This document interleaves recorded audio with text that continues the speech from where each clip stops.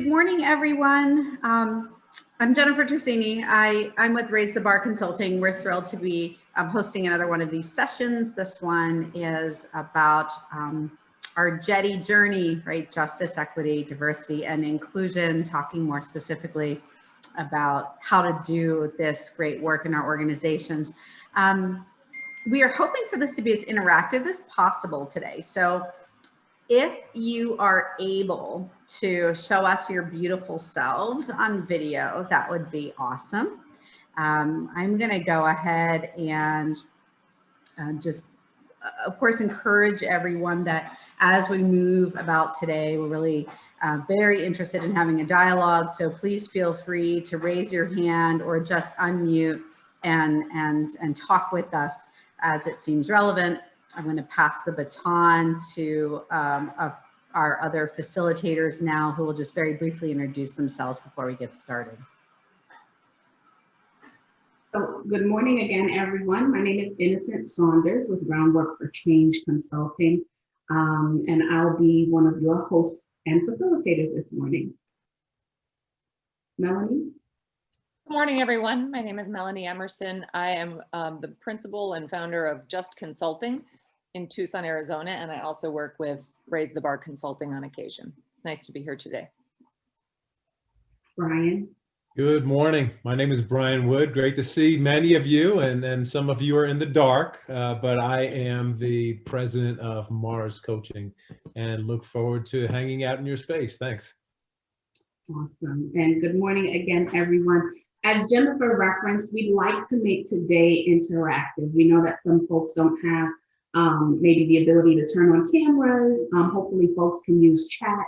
But today's session is a follow-up to Tuesday's session presented by the Arizona Community Foundation when they shared what their journey to incorporating diversity, equity, and inclusion into their work looked like.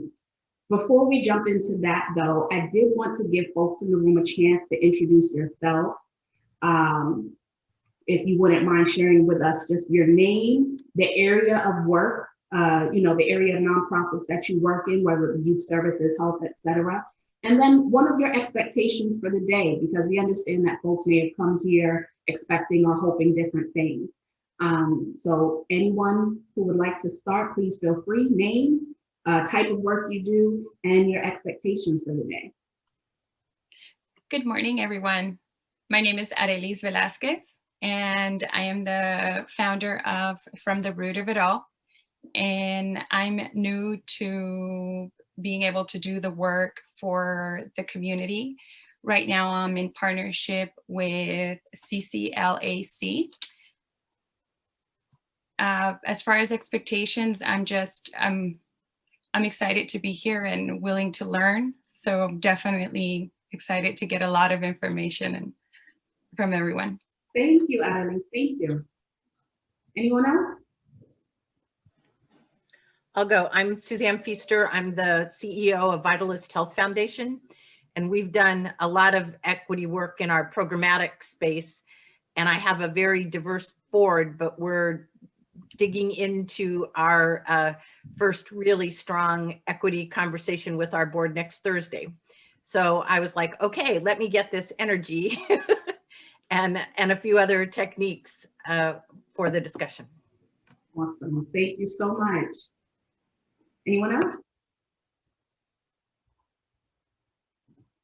Hi, good morning. My name is Edna Mesa Aguirre. I have a fundraising and law background. Most recently worked on a political campaign, and my expectations from today ties in a bit of what Suzanne said in getting guidance on the energy I hope to put out there as a woman of color when individuals say things to me like what I heard on the campaign trail. For example, there's enough women in office, there's enough BIPOC people in office, we have affirmative action.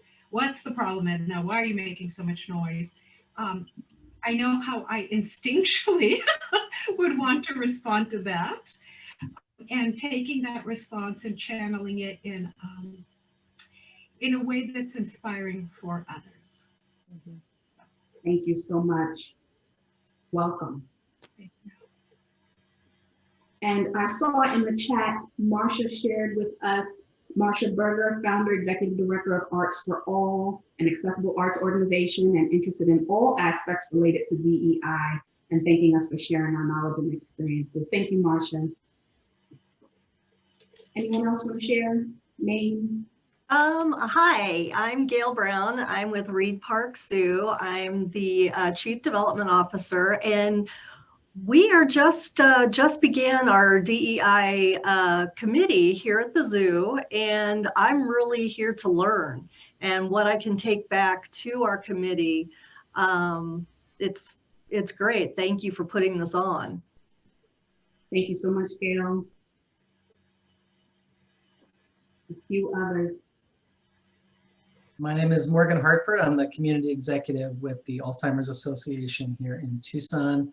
And the association across the country is in the midst of these conversations. We've always prioritized diversity and inclusion, but we have recently revisited the conversation in depth. And we're having these conversations with staff across the country right now, really interactive at every level.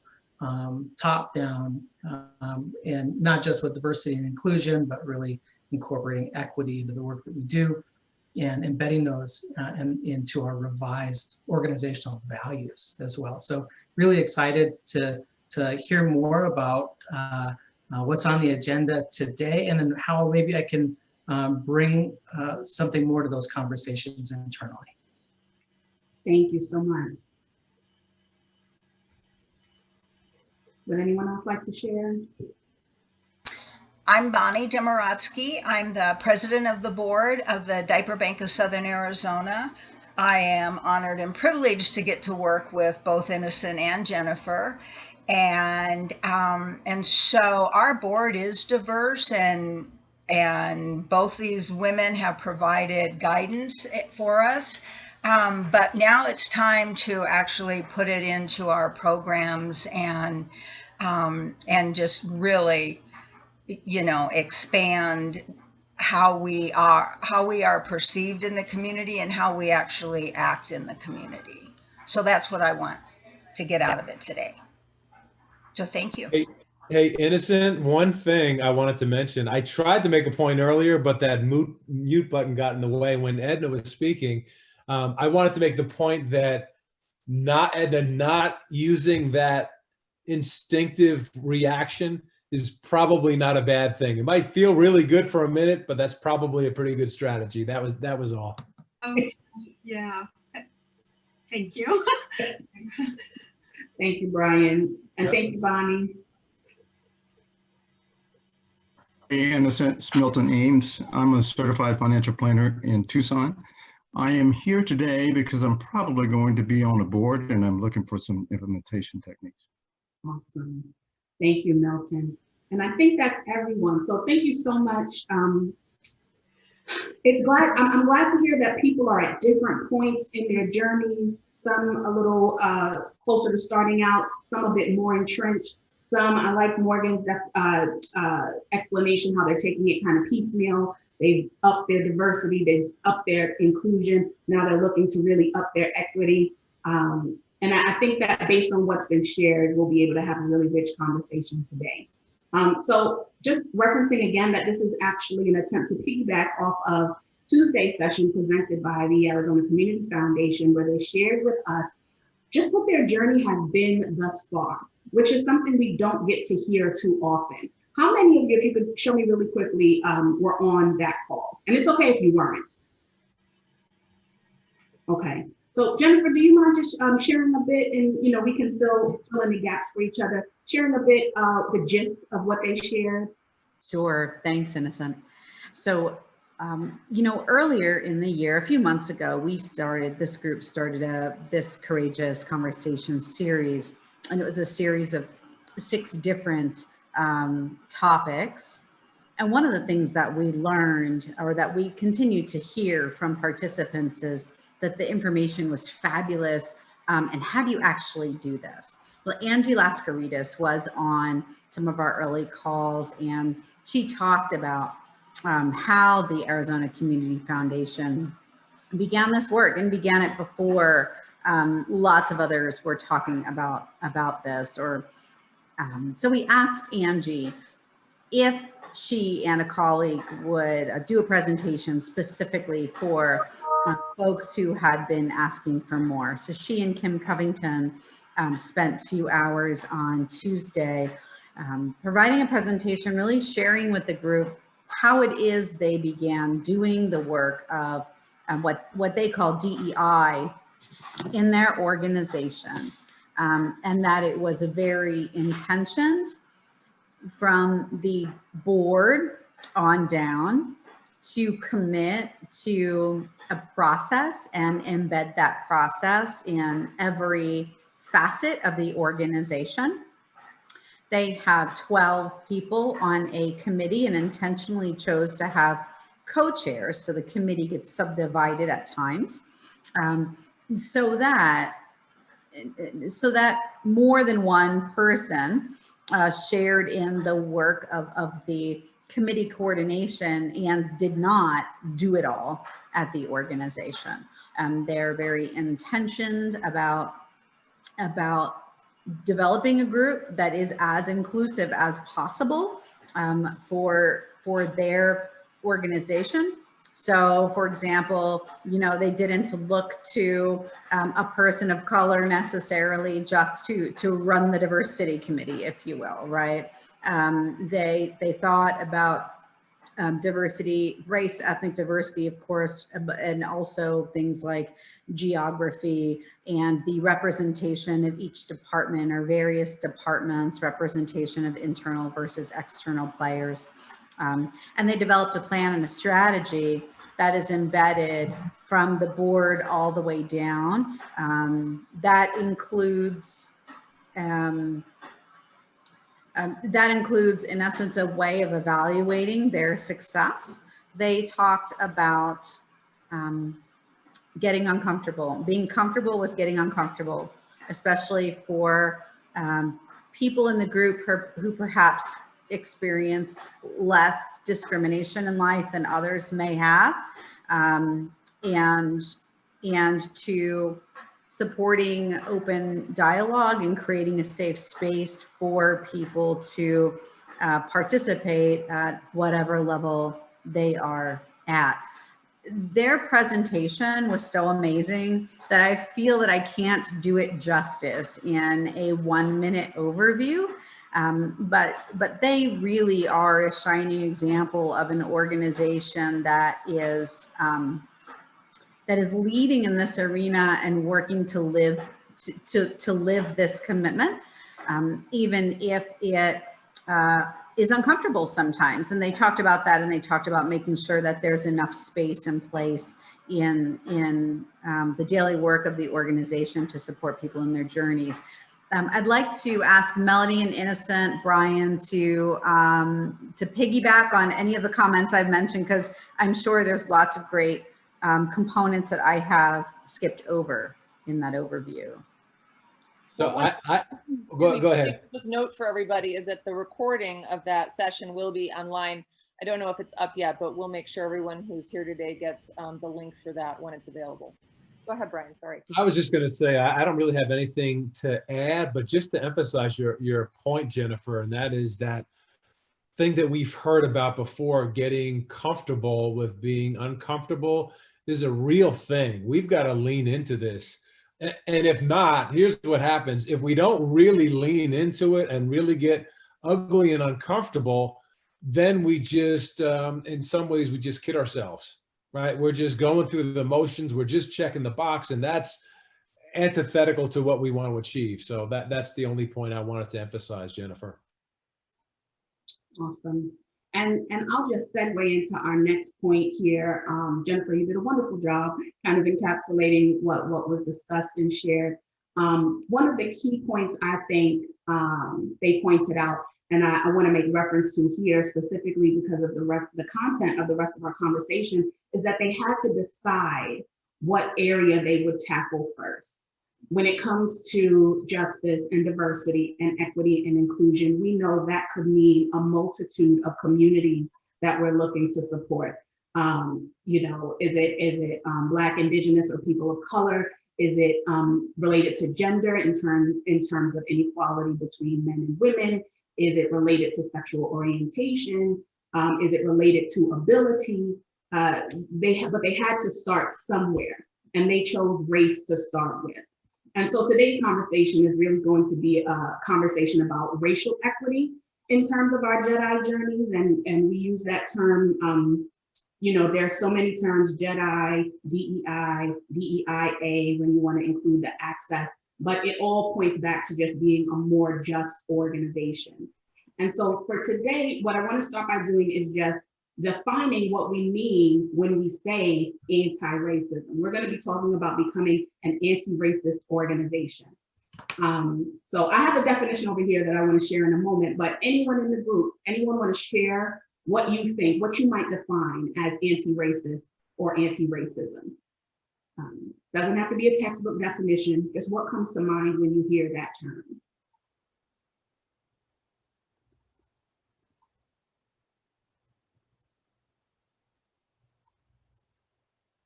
If you're anti-racist, then wouldn't you be inclusive of all people regardless of their race?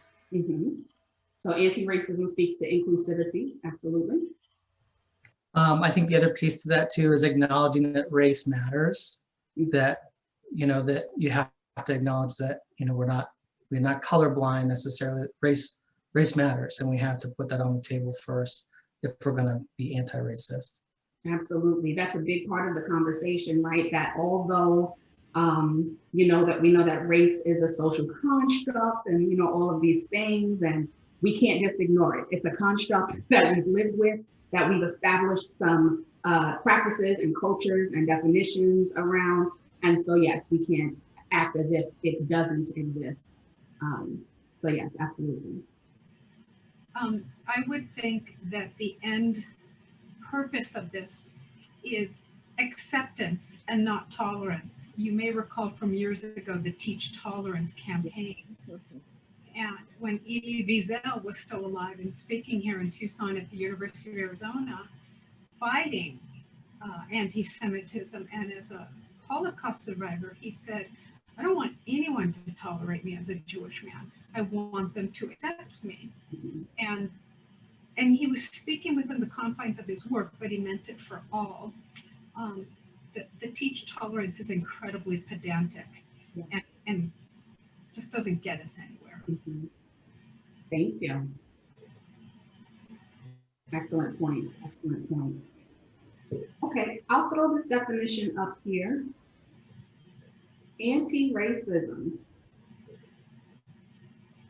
is defined as the work of actively opposing racism by advocating for changes in political, economic, and social life. Anti-racism tends to be an individualized approach and set up in opposition to individual racist behaviors and impacts. And the source for this particular definition was from Race Forward, phenomenal organization that you can get a ton of racial equity tools around. But in any event, if we just took this kind of portion by portion, the work of actively opposing racism by advocating for change. So anti-racism is an activity, it's action. It's not just thought, it's not just sentiment. It, you know, one of the words Jennifer used in describing ACF's journey was the intention, right? It's done intentionally, it's not haphazardly. Ryan referenced not just being, you know, check marks, you know, it's not action in that way, but it's really an adoption of a culture and a way of doing things that advocates for changes in political, economic, and social life. And so we've spoken about this before. Many times our organizations were set up to address some type of a need, some, you know, fill some type of a gap. And that's a beautiful thing. But while addressing those needs and filling those gaps, to truly be anti-racist in your approach, there should be something about what you do that indicates that you advocate for political, economic, or social changes that ultimately impact the population you're seeking to serve. So I'm going to pause there. Any thoughts around, and I'll also just throw in there, this definition speaks to anti-racism on an individual level, but we could also say these same things for an organizational level, okay? It takes an individualized approach for an organization. So Edna's journey, Edna's organization's journey is gonna look different than Morgan's organization's journey, is gonna look different than ACF's journey, et cetera. But yeah, I'll pause there and let that rest. I tend to ramble. Any responses to that definition? This is Suzanne. At Vitalist, we've been working on that policy and systems change level. And we've incorporated an equity lens in the review of all of our grants so that we are getting at that part. How do we change those structural systems in order to break down the systemic part of it to challenge the inequities? So, but that's not easy to do. Those are usually longer term. We've had some successes and we've had some failures, but I like to say we haven't failed yet, we just haven't quite succeeded. So that we're, because it's on kind of a continuum of what we're doing. But it isn't, from a funder standpoint, that is still pretty unusual. Most are funding individual grants to individual organizations, especially during the pandemic, because the need has been so great. So we just sent out our requesting for letters of intent and got a smaller number of responses. And it's almost like the systems change work is just too hard right now, given that everybody's struggling for survival. So we've got fewer grant applications. Some are good, some were just totally missed the mark on that systems level. And we think that's just really a sign of the times. And we still intend to stay the course, but we know we're also providing a lot of technical assistance for individual nonprofits to keep working on it. Yeah. Kudos to you for staying the course. I think you bring up a good point in that, and even ACF mentioned this in their presentation, COVID threw everyone's work for a bit of a loop. People in the middle of their DEI journeys or any particular piece of their work really had to find a way to revamp or refocus or shift emphasis. But when doing this particular work, you speak very clearly, Suzanne, to the point about being intentional and staying the course. It's not just another add-on for Vitalist. It sounds like you're committed to this work. So even though, you know, this first cycle or this current cycle wasn't what you may have hoped for, it'll just inform how you go forward. So yeah, awesome. Anything else come up for folks just sitting with this definition a bit? You know, Innocent, I just want to mention one thing. I thought it was important. You stressed the activity of the definition, and that just brings up the term that always sticks in my head: inspiration. If you're just going to get inspired and not take action, then once again, what's the point? But it's something that is not a spectator sport, and that's something that just jumped out as you were walking through that definition. Inspiration, I like that. And one thing that came to me too is that I think Morgan said it, that your organization was working on integrating your values across these different systems and processes and procedures of the organization. And in this anti-racism work organizationally, I think that is a very critical component. Instead of saying what are the individual actions we're going to take, what fundamentally are we going to change? What paradigm shift are we going to have as an organization? And what are the values that are inherent in everything we do, whether that's hiring new staff, our work with our beneficiaries, our grants application or granting of funds, et cetera, all across the organization in every aspect. And knowing what those values are makes it, I think, easier, if there is an easier in this, but makes it clearer, perhaps, what actions then to take in different avenues, because you're coming from a principled center. Mhm. Sometimes the path forward is a little clearer. Not knowing exactly which path to take can put us in this like panoply of options, and we get frozen in indecision. So thank you. Oh, thank you. And I want to, build on that. What Brian said is that one other piece that I've been really impressed by is that we're not just building on our values, but also our organizational behaviors. We're actually linking specific behaviors to those values so that it's really, that expectation is very clear about how do we act on our values. Nice.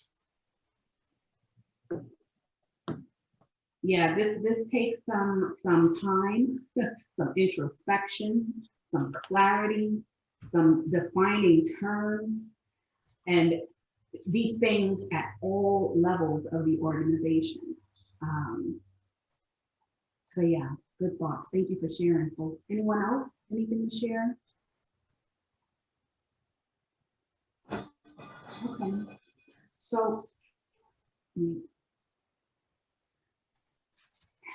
knowing that this is the definition that we're working from, one of the things, as Jennifer mentioned, folks have either been emailing her about or requesting in the evaluations for these conversations we've been having is kind of these next steps, tangible steps, or what have you. Many of you sound like you're already somewhere in the process, and that's okay. But for those who aren't, or even if you are in process, it's always good to assess and reassess at the various stages along your journey.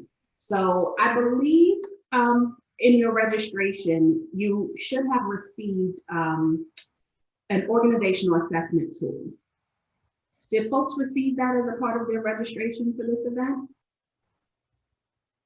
Anyone recall reading that document? It's all right if not, I see some tentative. Arielle, Innocent, I think Arielle has a question or a comment. No? Thank you. I didn't want to interrupt, but just about the conversation, I work with younger kids and youth, and with everything that everyone has shared about racism, it's something that I know sometimes understanding at the level of their mental state or their mental understanding of racism, and it's wanting to educate without them developing these bias that could become very negative. So as they get older, being able to address it and explain it so they get the right information and they don't assume that racism could be associated with such a negative connotation, for them to understand why we're talking about the overall meaning of it, but what the positive understanding is. So then when they're our age, they have a better foundation and are able to help and alleviate a lot of those difficult moments and times that I know we've all probably experienced at one point or another. That's what I wanted to share. So. Thank you. And if you wouldn't mind me just following up with a quick question, has your organization begun those conversations with the young people, or are they kind of just organically happening alongside the work that you do with them or for them? What does that look like, if that's okay to ask? So I do bluntly ask the question about when I'm working with children, especially being able to say, what is your experience? And getting a real organic reaction or answer. Sometimes the answer that I hear, because it's so real, my mind, I have to step back and understand where they're coming from. Why have they've given me this answer, and realize it's something that is real for them as an issue. So I can imagine in their environment and in their daily lives, and how do we make that better? So understanding like every organization provides resources. That is one of the things that I'm happy that I get to do is connect individuals with resources. And that's where it's helpful to hear it from the client's customer perspective as to what they're experiencing when they go to these organizations. Mm-hmm. Did that answer your question? It did. Okay. Thank you. Hey, Innocent, Milton, I also wanted to say that, you know, when we're talking about bias, it is something that we develop over time, and it's rather subtle. I remember in college in marketing class, it was a big revelation to me to know that there are so many sellers of product that they tend to influence our bias through their advertising. And whether it's advertising or whatever the form of communication is, it could be just a news channel that you're watching or listening to. Those channels create biases that we tend to believe and not question. So I think, you know, if you go back to the youth and ask them kind of why did they think that way, or what caused you to think that way, you might start to uncover where they're getting biases from and kind of put them on alert to be aware that, you know, what you're hearing is not necessarily truth, and you have to do some discovery work on your own in order to get a clear mind and an open view of what the world is like and what other people are like. Hey, Innocent, if I can just check in regarding Milton, those are some great points. And it sounds like bias, if we're not careful, becomes truth because of the way that we're programmed. But Milton also made the point that this happened over an extended amount of time. So is the thought process, Milton, that changing this, fixing this, making this better doesn't happen overnight? Was that the point that you were also including? Well, that wasn't the original point, but to realize that, you know, we didn't just get this way yesterday or today. But your point, Brian, is correct. To fix it is not an overnight thing either. Right.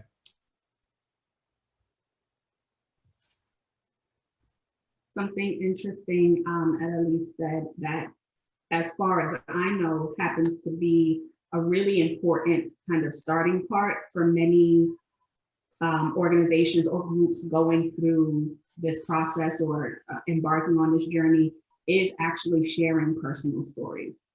Times that you were discriminated against, times that you experienced racism, times that you experienced any ism, right? Because we talk about building empathy as a base and you know, building on that with values discussions and just all the kind of pre-work before an org really delves into this. Really does happen on that kind of individual person-to-person level first. So where you talk about speaking with your young people and just hearing from them what their experiences have been is so major. And if they can even carry that on through the rest of their lives as a practice, to your point, I think that's a really great beginning for them. Great tool. So Melanie shared that assessment tool we were speaking of in the chat. If you want to click on that link, you can see the tool. I will also screen share it.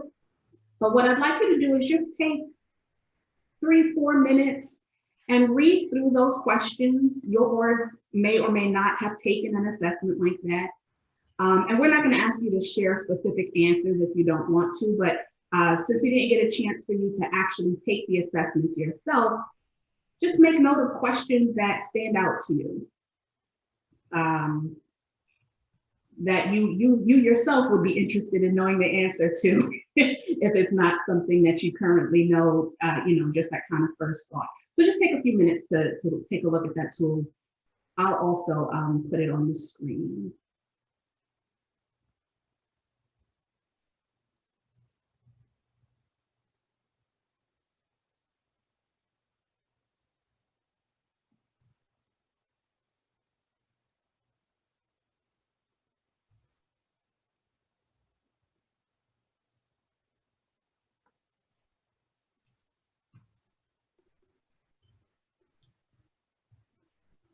And I'll say this to Innocent's point, as you look through that document, those questions, I think there's 30 questions, really explore and examine within yourself what, if anything, surprised you, which questions stand out, because a lot of those aren't going to have the equal amount of value to you and perhaps your organization. So it's always interesting to explore the questions that most resonate with you and your organization.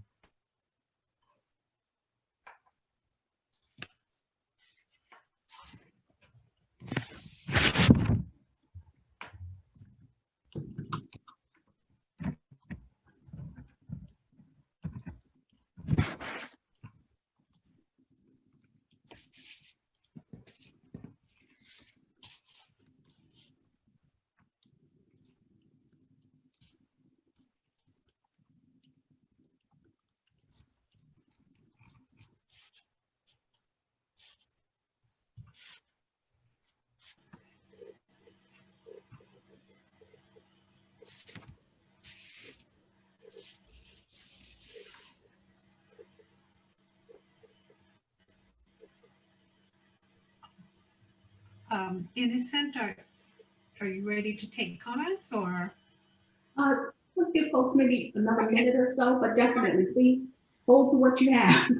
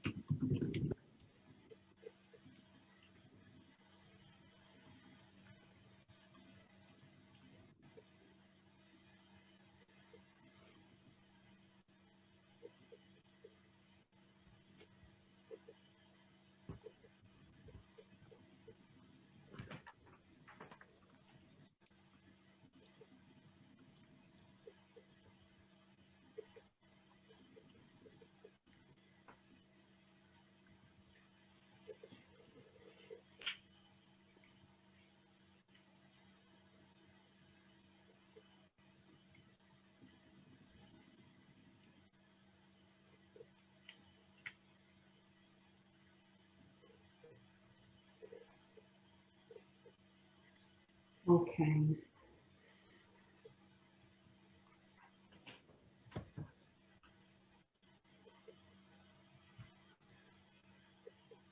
So I'm going to let Melanie and Brian kind of take you through this some. But first, general thoughts. I think Edna was itching to share something. Yeah, so by the way, great questions. They're a deep dive. And I think, my opinion is the best way for this progress to occur is for the board to be in conjunction with the senior leadership staff. I've seen organizations where the board is committed to these things, but it doesn't trickle down to the staff. Similarly, I've seen where staff have talked about these things, but the board's like, well, whatever, we're the board, we're approving the numbers every month, and we've looked at the profit and loss, and we're fine.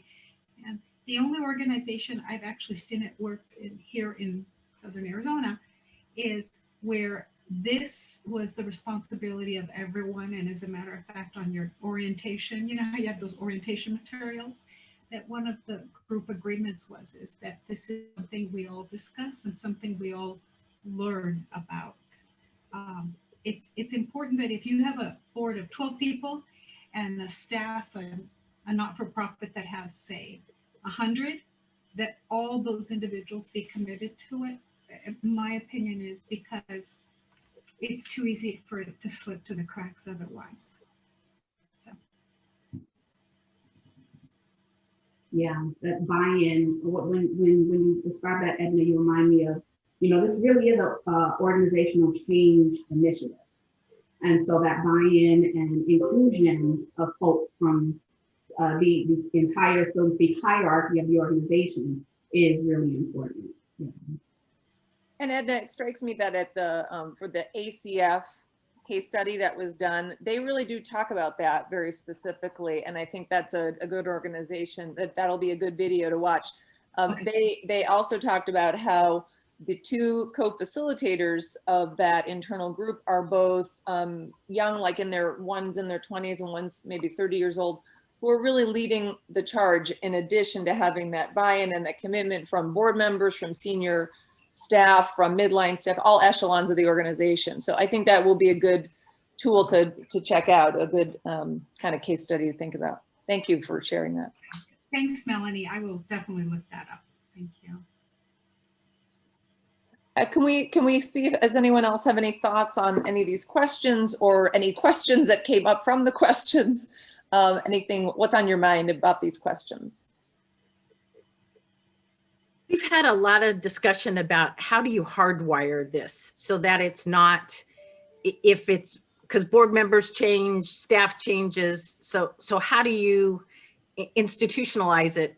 And we've gone through, how do we add diversity and equity in our vendors? How do we do it in our interns?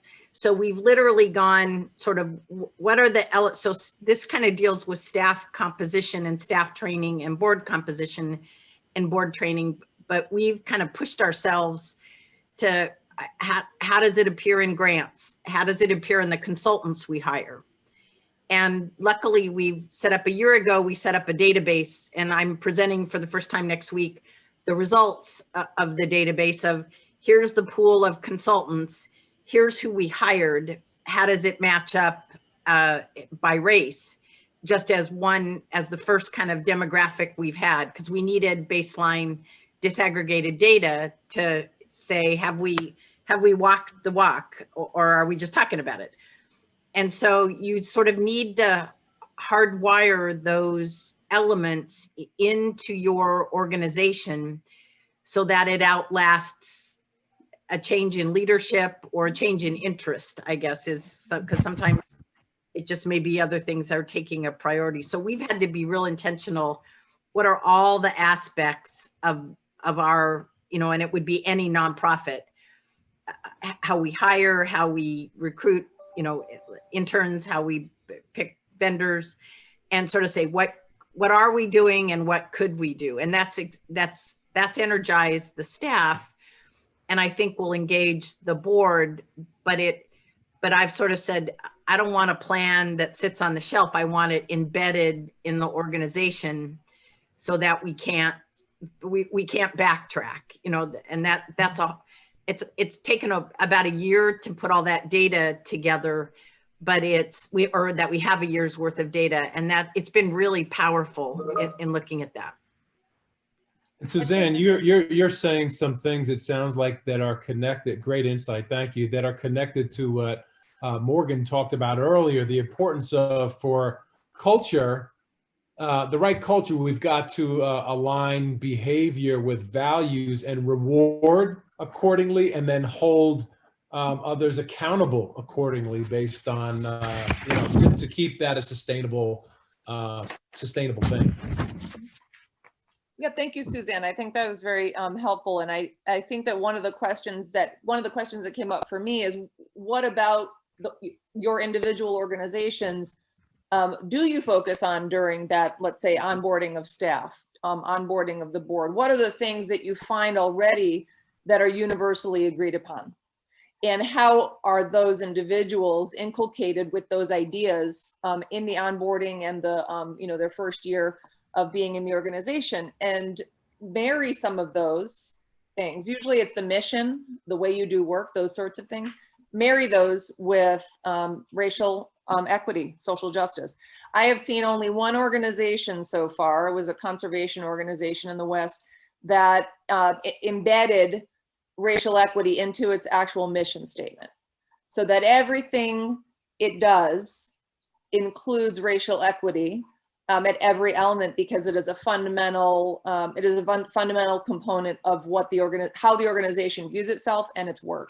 I'm not necessarily suggesting that's a solution, but that was an interesting way to approach it, to ensure that at every step of the organization's work in finance and HR and all those elements, that is being that is not just a consideration, but a core value that's being addressed everywhere.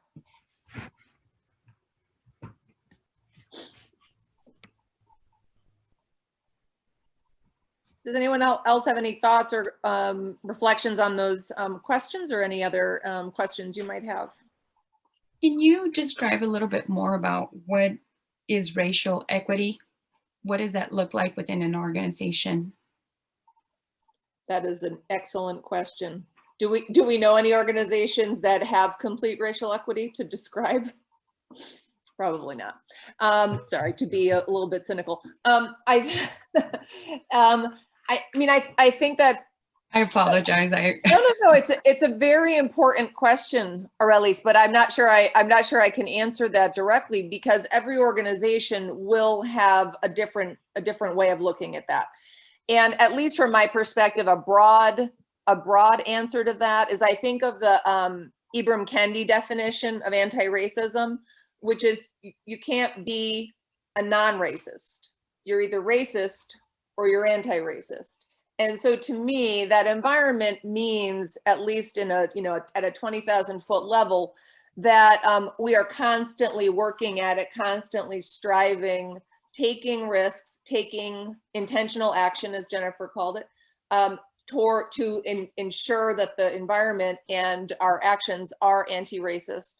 And I know that doesn't exactly align with your question about equity, racial equity, but I think the first step is realigning the organization and its and our thought process and our internal movements to be anti-racist. And I think that Morgan was talking about kind of hitting diversity. And in my world, I have a lot of experience in intercultural competence, so I think of intercultural competence a bit differently, maybe more aligned with diversity, and then working on, and very intentionally,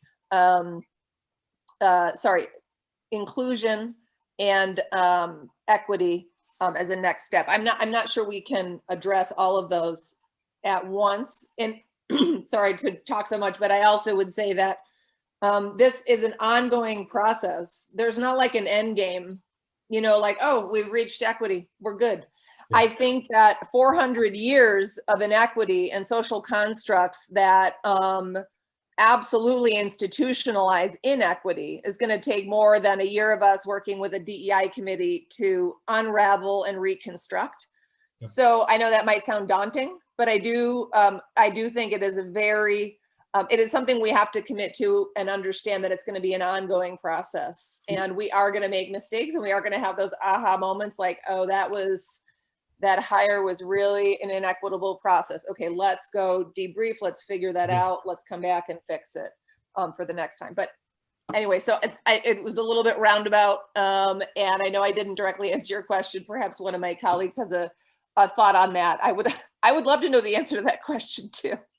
Yeah, I would also, but I'll say that I think based on the feedback from both of you, it reminds me of that here, there, why. So you start with where are you currently as an organization? The there is what's the vision look like? And essentially with J.E.D.I, there is no there. We just want to get closer to there.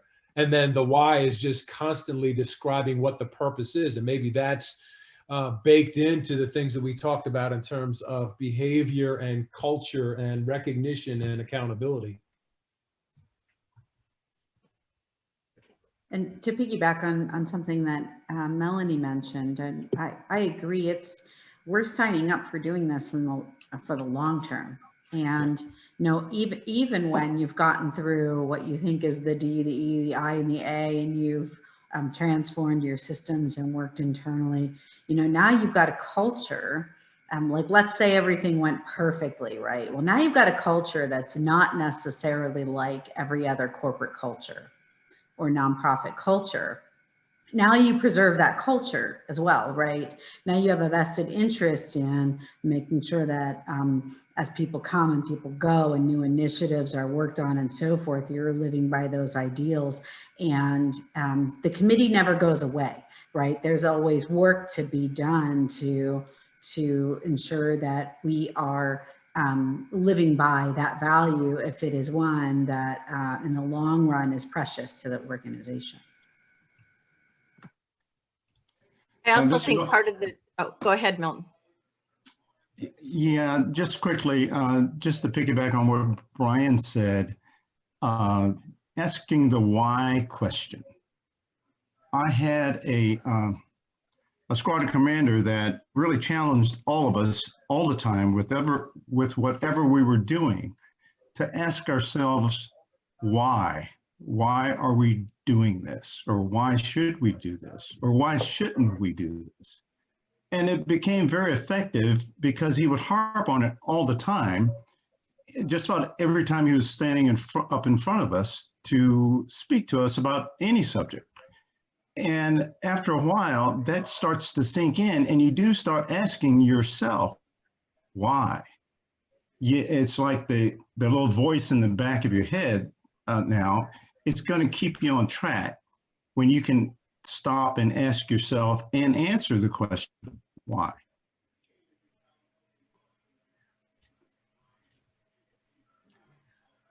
I also think part of the challenge is different people define it differently. I mean, Right. we have a board that matches the racial demographics of Maricopa County, but which is a start. I mean, it's better. That's a good start. And they're in leadership to the questions in the organizational assessment. They're in leadership as well as part of the organization. But other activists, frankly, have said, well, if you don't have the mix of lived experience, these are successful people. And so by that nature, they're not adequate. And several of them pushed back and said, you don't know my life history. You don't know what I came through in the 60s. And just because I'm successful now doesn't mean I don't have lived experience that can be really powerful. So we touched a lot of nerves in that conversation. And I think there will always be people who feel you've not gone far enough. Mhm. And you just have to figure out what's the balance for the good of the organization. Because I mean, I have 21 board members and they are the entire continuum of asleep, awake, and woke. So I'm balancing all of that. And the asleep people need to understand it as well as the woke people. So, I always say it's a Rubik's Cube that we have to change once in a while. And every time you get new board members, you get the opportunity to diversify it further with lived experience as well. But I think our challenge has been other people defining it and the board members themselves defining it differently. And I think one way to think about that board component is that when you are onboarding new board members or you're recruiting new board members is to frame, what the organization's focus is on DEI, on J.E.D.I, however you think about it, up front, so that that board member is understanding that he or she is coming into this organization. These are the it's not just staff, right? This is the expectation. You're a leader in this organization. We expect you to be part of and always encourage and ask, as Milton said, ask the why questions always in this area. So the person doesn't feel like they were onboarded and then they're asked to shift into another way of thinking. Just like if we were hiring someone, how do, are they a good fit?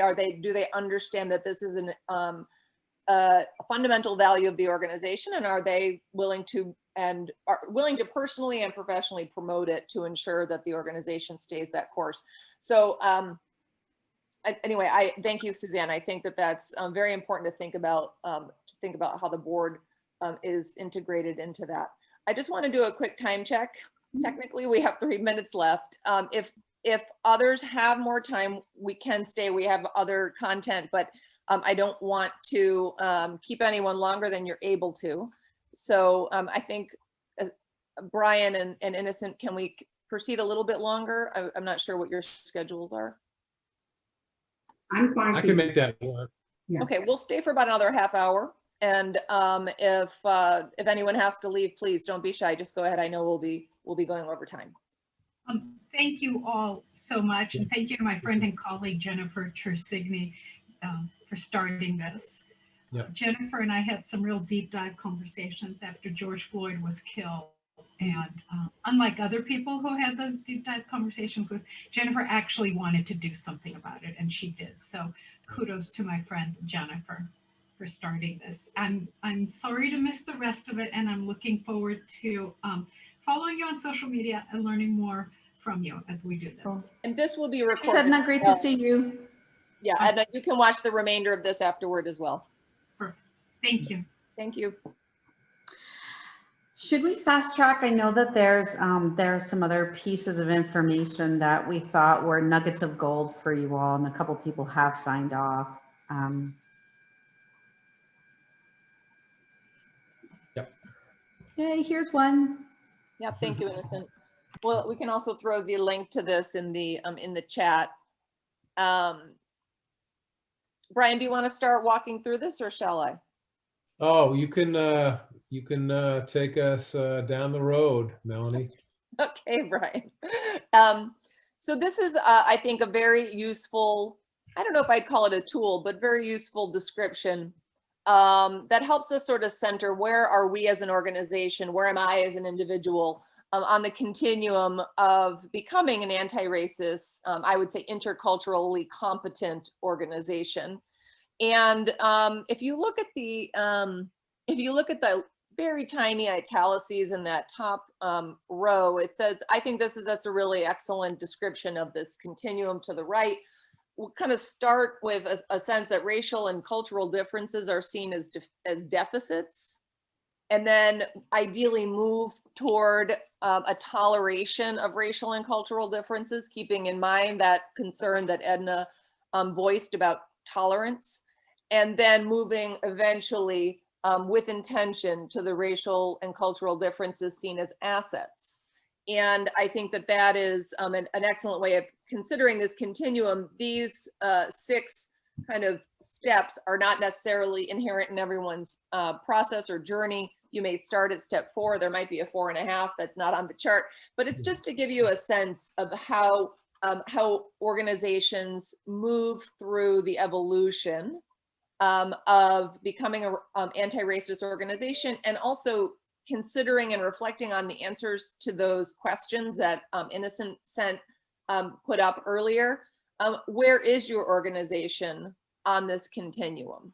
So I'm not going to read this to you because I know you all can read it, but it may be worth taking a quick minute to kind of read through it on your own, and then we can talk a bit about kind of where do you think your organization is, if you would like to share.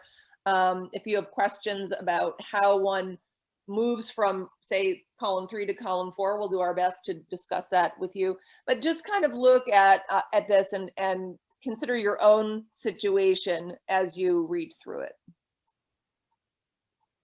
And if the screen is a bit too small to read, I did drop the link in the chat so you could open it on your own device if you'd like to. Thank you, Innocent.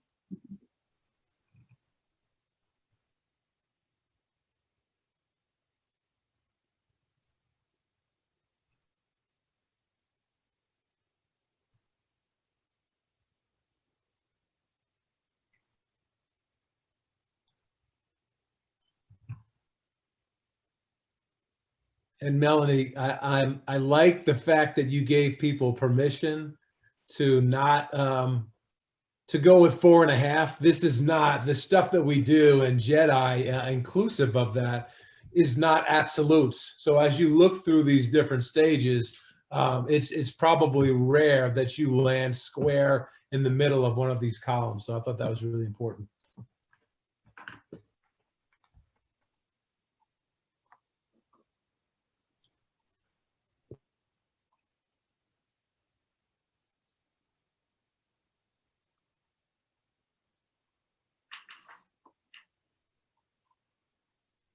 Does anyone have any kind of ahas or insights from this chart in terms of your own organization's process or those that you've seen of others?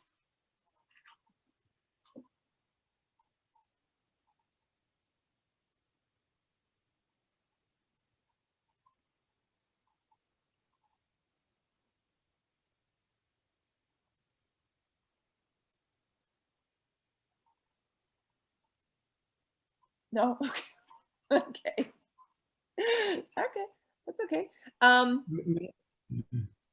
Brian, were you going to say something? I was just going to say, I was looking through these columns, and not really an aha moment, but really in my corporate world, I worked 30 years in corporate America, and some of the organizations I work with, when I look at passive, column 2, there was a lot of subconscious, where does it say, often declaring we don't have a problem.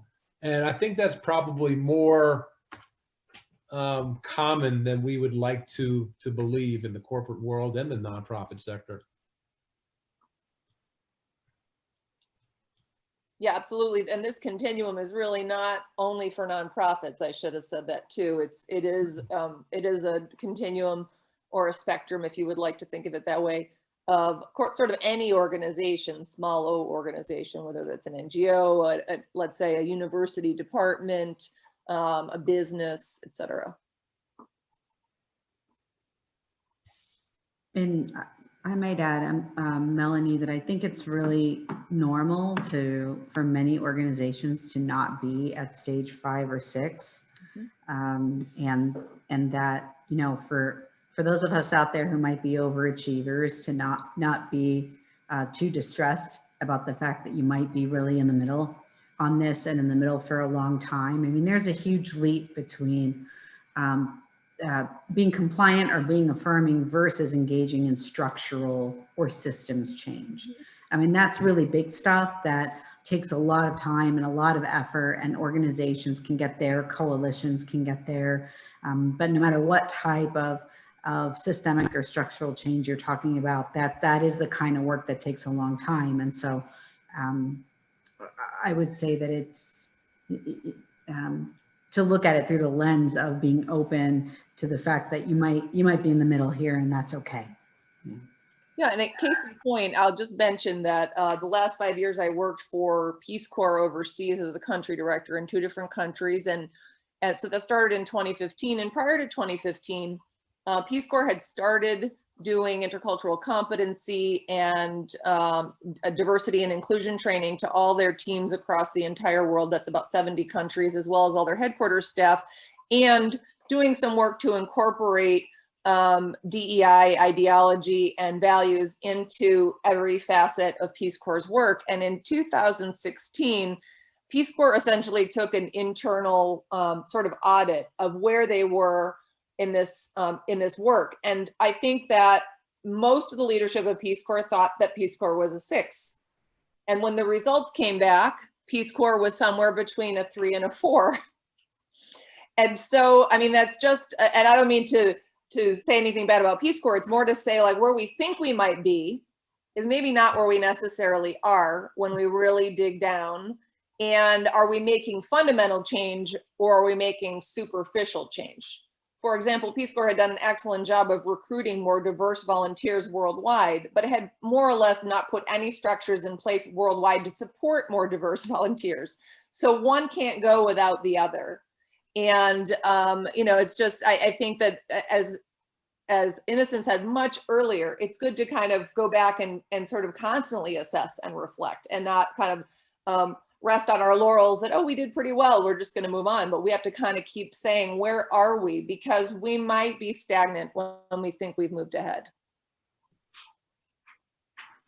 And also, while doing that, being aware of our, almost like a defense mechanism to justify that we're in a better place than we are, right? Because that makes us better. That helps our identity to be able to say, well, yeah, we're near a 5, and really overlook certain things, as opposed to, like we talked about earlier, get really uncomfortable and get real and look in the mirror and say, no, we're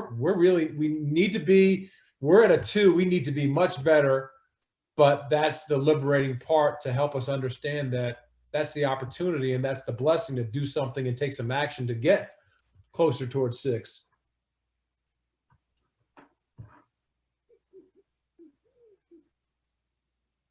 What is it, Brian, that Yoda says? Do or do not, there is no try. Yeah, yep, that's right. Become Perfect. a Jedi. Yep, Jedi. Do. And I just want to thank Pam for her comment here in response to Arelisa's very broad and important question about equity. Pam, is there anything you'd like to, by the way, Pam's my twin sister. She's calling in from Seattle, Washington. Is there anything, Pam, you'd like to say about this comment you put in the chat?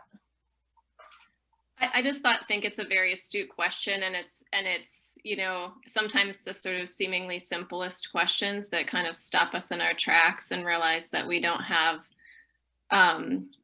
cohesion around basic foundational definitions. And I just think it's worth slowing down around.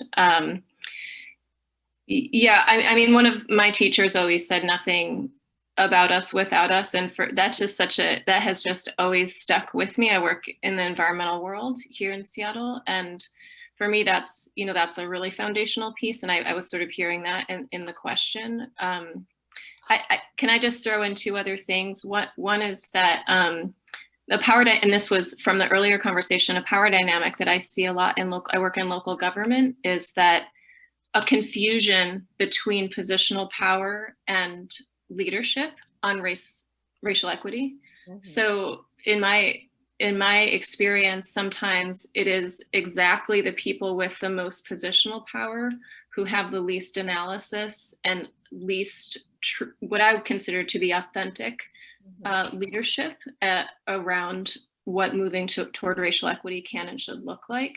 And that power dynamic is really tricky. I find it quite tricky in local government. My guess would be it's also tricky in the nonprofit sector.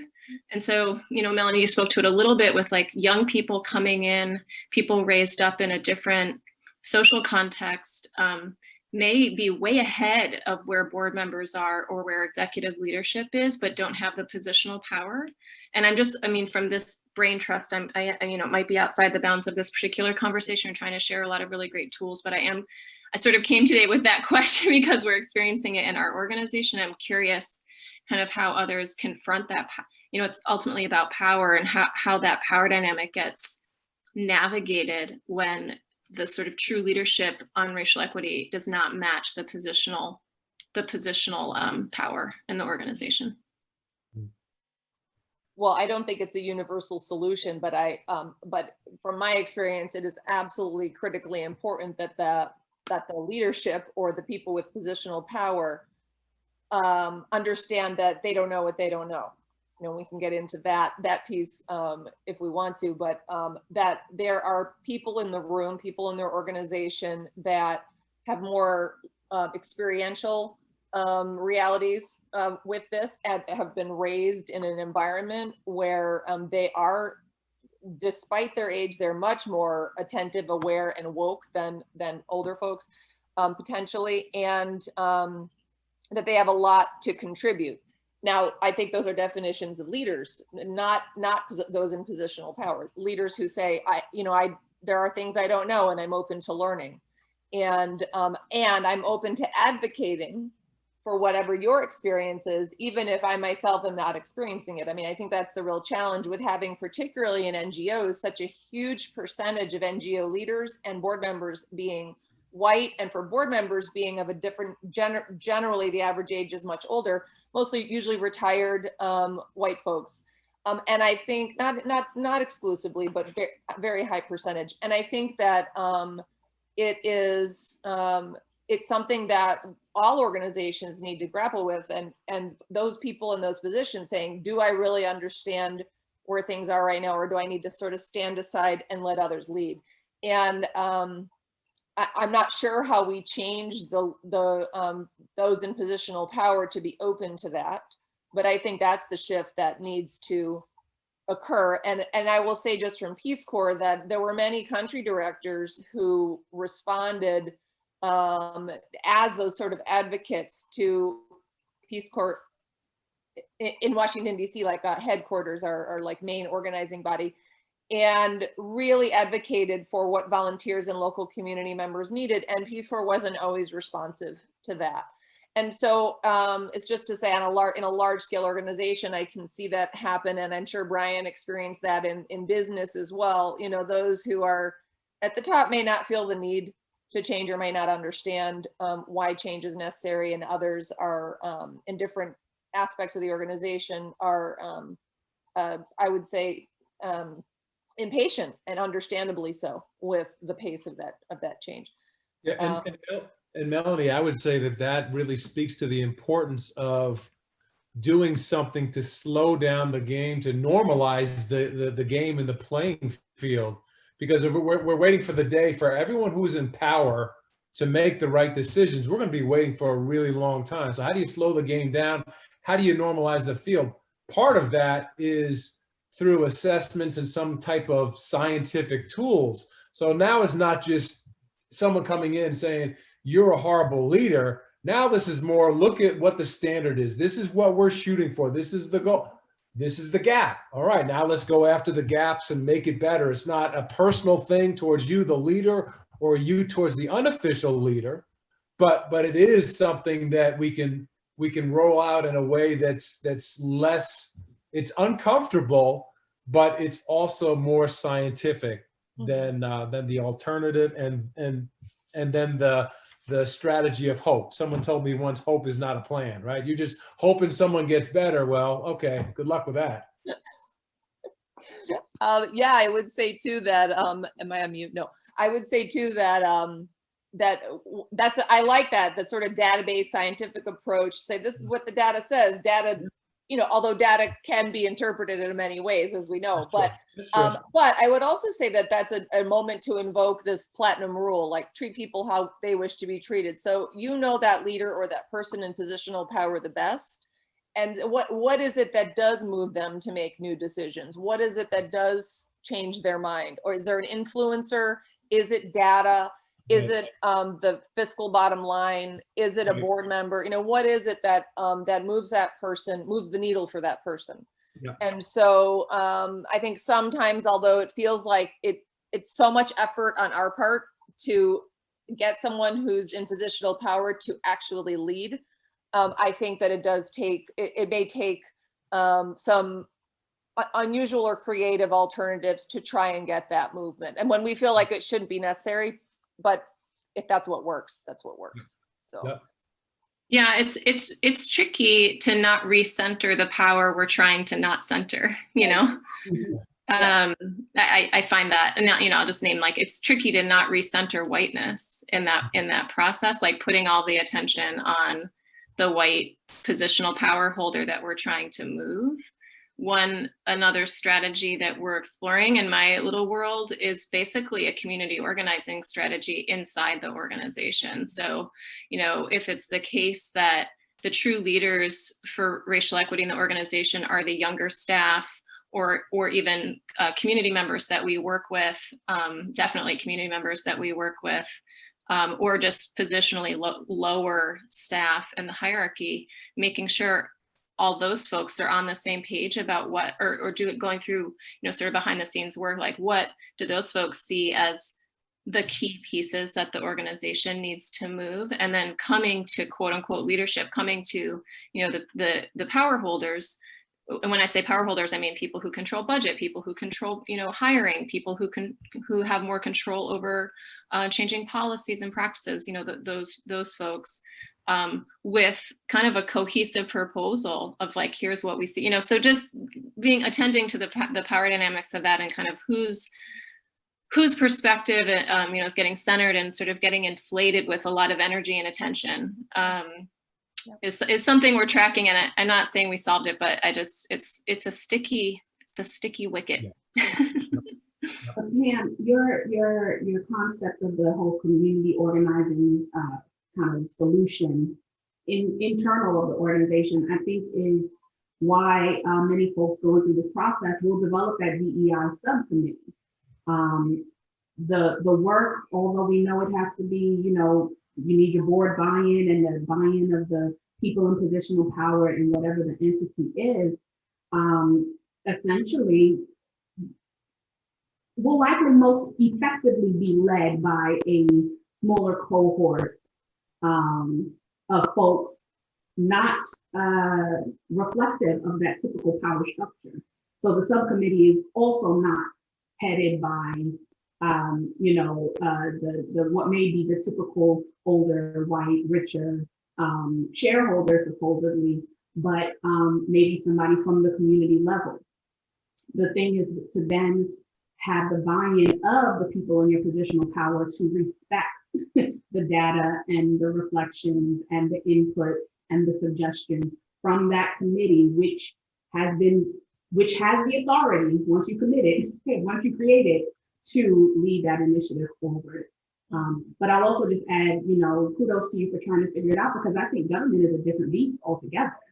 I mean, government is bureaucracy, and bureaucracy is, just by its very nature, very centered around white dominance.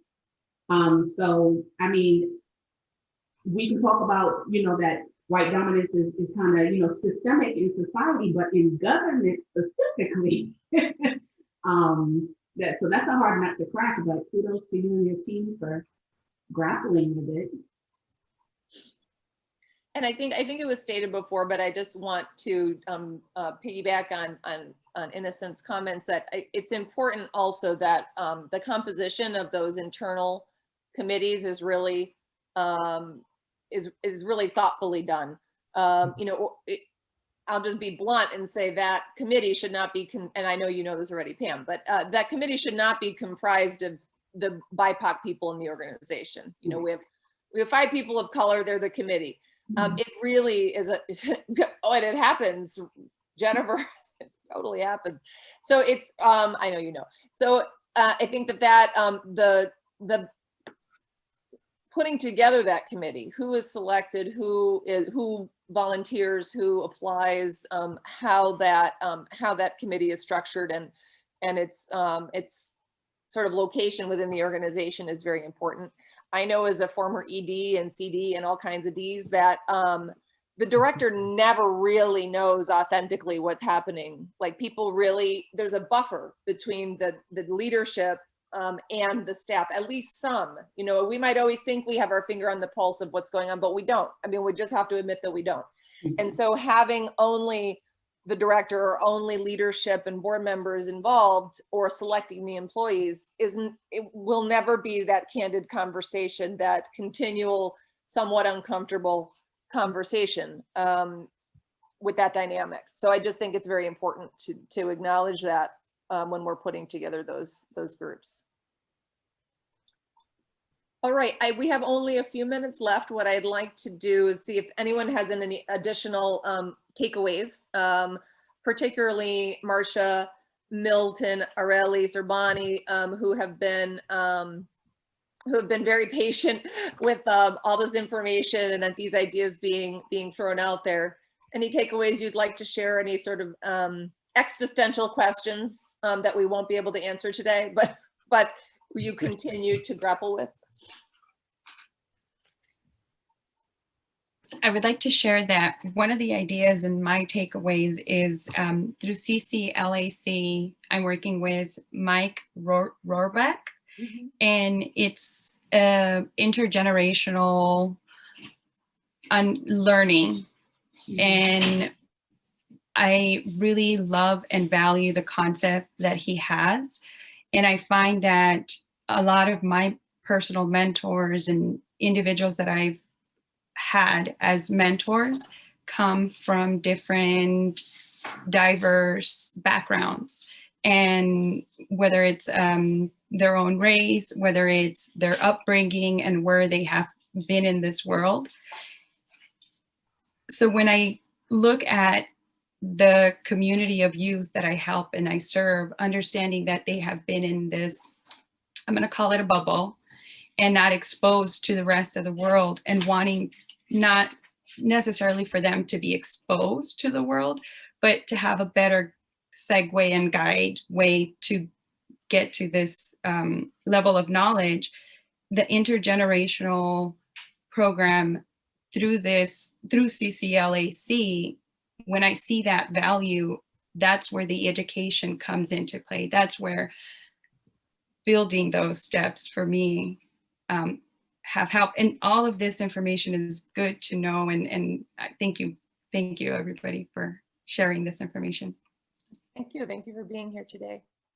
We have a few minutes left. What I'd like to ask is each of the consultants on this call has his or her own area of expertise and is available to share services, to be available to NGOs and other organizations who are seeking to do some additional work in this space. And so I'd like to ask Innocent, Brian, Jennifer to, and I will at the end, just to do a short summary of where you are as a DEI a consultant and a consultant in general, and what kinds of things you are available for organizations to seek further services from. Yeah. So Brian, do you want to go first? Yeah, sure. So, I mean, obviously the J.E.D.I journey is complicated. It needs a lot of discomfort, and certainly it's not pretty, but the progress can be pretty. And some of the things that I do, my background is I support for-profit organizations with J.E.D.I and leadership and all the above, based on my background in corporate relocations from Jersey to Georgia to Texas, Missouri, Nevada, and Arizona. Also in the nonprofit sector, that's also a space that I operate in. I'm in my 5th year as an executive coach with the American Express Leadership Academy at ASU. I support athletes and former athletes at the professional level. So my background there is connected to being an agent with the NBA and WNBA. So I really don't have a checklist of stuff that I do, but I really am focused on customizing something to serve your needs. Some of the tools that I use, I can tell you, is there's a role play simulation platform designed to support courageous / difficult / challenging / ugly conversations, including the J.E.D.I variety. Also have a performance gap indicator assessment that helps enable strategic J.E.D.I action plans, which is like we talked earlier, it's got to be about the action and not just being a spectator. I've got another assessment that is the leadership circle profile and an energy leadership index assessment, tons of stuff in my bag of tricks. I also do workshops and virtually facilitated learning experiences that include gamification and a learning management system. So if I could do anything to support your world, your organization, I would be honored, doubly honored, if I could do that in conjunction with these awesome people, Jennifer, Melanie, and Innocent. But that's me. Thanks very much. Innocent? Sure. So I am a planning specialist. I specialize in helping nonprofit leaders with their strategic planning, their business planning, their board recruitment planning. And then I also have a concentration in governance, particularly training of boards of directors. Melanie referenced, our DEI specialty areas. I actually don't consider myself a DEI specialist. I think there's people doing this work kind of full time and, with more specific angle towards it. However, what I have been working on is instituting my work with the DEI lens. As a consultant, not only are nonprofit organizations or corporations making this shift to making sure their work is diverse and equitable and justice centered, but consultants as well, I believe, are also making this shift. And so this is why I participate in opportunities like this. But yes, planning, training, and workshop development is what I do for nonprofits. Great. Thank you so much, Innocent. Jennifer? Hi, everyone. So I own and operate Raise the Bar Consulting, and we offer comprehensive fundraising, what I call organizational alignment, and then transitional leadership solutions for nonprofit organizations. And so in that space, we're doing fundraising strategy as well as implementation. We also work with boards of directors and organizations to do organizational assessments, strategic planning. We are certified. I am certified, and there are others on my team certified in life cycles, capacity coaching, as well as interim executives, and in a few other spaces. We're trained in, anti-violence programs and those sorts of things. Earlier in my career, my work and my studies were in gender studies and other kinds of DEI related work. So I feel like our team brings that lens, if you will, to what it is we do. And often have worked with organizations that don't identify that they're on the DEIA journey. They might say certain things like, we really need to get better at better representing the community, or at better serving the community in a certain way. And so when we work with clients, we look for opportunities to make them shine by helping them better meet their mission, if you will. So sometimes we don't take it on always, with a sort of 12-step plan for how to become more diverse or more inclusive. We help them behind the scenes, and sometimes, given the space in which we're able to operate, we're able to lift organizations to a new level, or to bring on new programs that just do a better job of serving the community and representing the community. I echo Innocent and Brian's words that however we can be of service, either individually or collaboratively with anyone on this call, we'd be delighted to do so. And I'm happy to talk with you about anything that we do if and when you're interested. I'm sorry, it's me with the dog in the background. We're gonna take care of that. Okay, sorry about that. You just woke my dog up. She's been really good this whole time. So I'm Melanie, and I think you all know that by now. And I have my own consulting firm called Just Consulting. I put it on hold while I was overseas, but I'm back now and fully available, and again working with Raise the Bar as well as some of my own work. My background is really specifically in social justice and environmental justice as it relates to intercultural competence. And I have been introduced to DEI and J.E.D.I through my work with the Peace Corps starting in about 2015. So it's not specifically my area of expertise, but I do have a lot of experience in this area, working with intergenerational groups, socioeconomically diverse groups, mission diverse groups, et cetera. And I would say the kinds of services that I can offer are those that I would offer as a consultant in general.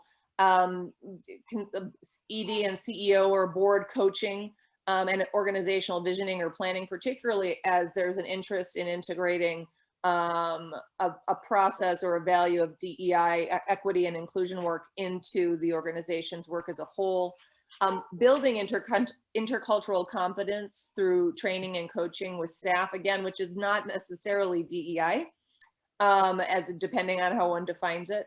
And I can do such things as needs assessments, which might include staff, board, beneficiaries, whether anonymous or attributed, surveys, focus groups, one-on-one interviews, all those kinds of things to build a better comprehensive understanding of where the organization is, what we might call a situational assessment, conduct a gaps analysis, et cetera. My background also is in conflict resolution. I have a master's degree in conflict resolution, and I've done a lot of work as a mediator in various scales. And one very specific area of expertise that I can share with NGOs is the nexus of these difficult conversations, DEI, intercultural competence, equity and inclusion with conflict. And it is a nexus that I think as we encourage organizations and individuals to move more, lean into that discomfort, that conflict is more and more present for people as a reaction to that discomfort. So working through that nexus and helping organizations make sense of it and understand how to move forward and how to be inclusive and equitable as an organization, and really address and manage the conflict constructively is a sort of unique area that I can bring. I also, as the others have stated, am ecstatic to work with any or all of those on this call, as well as some other consultants that we work with. So I think that whatever, as Brian noted, whatever organizations need, I think I and we can help identify how to put those services into practice, whether it's me or a colleague who may be better suited for that work. And one thing I just like to note as a non-BIPOC person and consultant, that 40% of all the proceeds from any J.E.D.I consulting that I do, I redirect to racial equity and social justice organizations like Color of Change, Tucson Second Chance Community Bail Fund, Florence Immigrant and Refugee Rights Project, Southern Poverty Law Center, or whoever the organization would like those funds redirected to.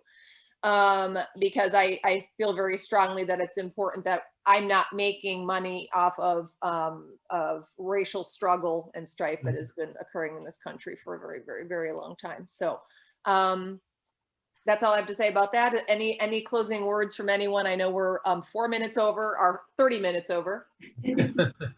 So any closing words or thoughts from anyone? Thank you, Innocent, for putting up our contact information there, and you can find us all on LinkedIn as well. Pretty easily if you would like to look a little bit more at any of our backgrounds. Well, thank you, Arelis, Bonnie, Marcia, and Milton for sticking it out. And to my colleagues, Jennifer, Innocent, and Brian, thank you so much for being here today and sharing your wisdom and your insights. And we hope to see you all again. Jennifer, do you want to wrap up about follow-up? Absolutely. Thank you so much, Melanie, for facilitating today, and to everyone for being here. We're going to go ahead and send the tools that we shared today, plus the tools that were shared in Tuesday's session in the coming days, hopefully to get it out within 48 hours. And then we actually do have a YouTube channel, so we're going to make the today's session and Tuesday's session available to everyone if you would like to review it or participate in a way that you were unable to previously. And we'll let you know, you'll get an email about all of that. Well, thank you so much for being with us today. It's been really wonderful to spend the hour and a half with you all. And I wish you well in your journeys, and hope that we hear from you either because you have information to share or just because, you know, we're now part of this journey together, right? Thank you, everyone. Thank you, everyone. Thank you. Have a